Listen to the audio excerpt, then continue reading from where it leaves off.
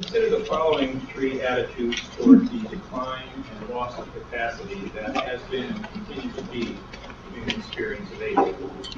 First, William F. May, in a passage where he is acknowledging the inevitability of decline, places our experience of it into what I think you might call a fairly traditional moral context. He writes, "The appropriate question we face is not what are we going to do about it, but how does one rise to the occasion?"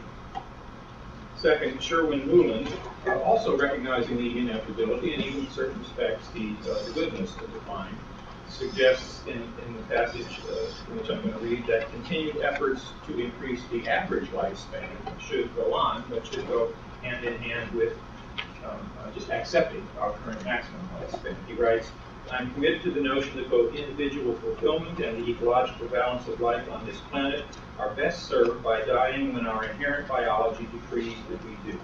I'm equally committed to making that age as close to our biologically probable maximum of approximately 120 years as modern biomedicine can achieve." And then third, Mike Trader, arguing that we should become, in his terms, we should strive to become effectively immortal, writes, "It is a loathsome and cruel trick that nature takes such an exquisitely wondrous creation as the human brain and imprisons it inside the weak, inefficient, fragile, and short-lived creature that is the human body. If being virtuous is at least part of what it means for us to flourish, then it's evident that any list or characterization of virtues will reflect beliefs about the sort of creature a human being is and the shape of a human life well lived, what people call the furthest potentialities of our nature. And this will inevitably be both a descriptive and a normative undertaking. So I want to investigate as best I can the kinds of research being pursued and proposed, both approaches that seek for the most part to enhance some degree of capacities already in place, and approaches that seek a rather radically new and extended form of life. But simultaneously, and especially with those more far-reaching attempts, I want to think from the start of the desirability of what it is that we desire. So to take up the challenge of anti-aging research for understanding human virtue requires some sort of attention to those general issues, and that's part of what I have in mind to do. That's one level at which thought is needed. At least as significant, though, maybe a somewhat less abstract level, we attempt to think about some particular traits of character in order to see whether they might cause us to question attempts to extend the maximum lifespan, or alternatively, whether those traits can be rethought in ways that complement or support efforts to retard the aging process. But the question then for me, for my project, is how that biological fact, if it is one, relates to our experience. If and as we retard aging, must the experience of generativity, that welcoming to the next generation, become less meaningful and significant?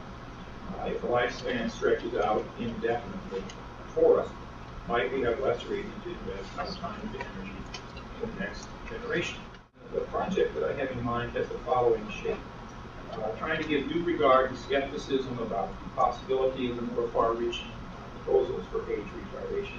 I also want to try to take their aims and their what may only be dreams at the moment seriously.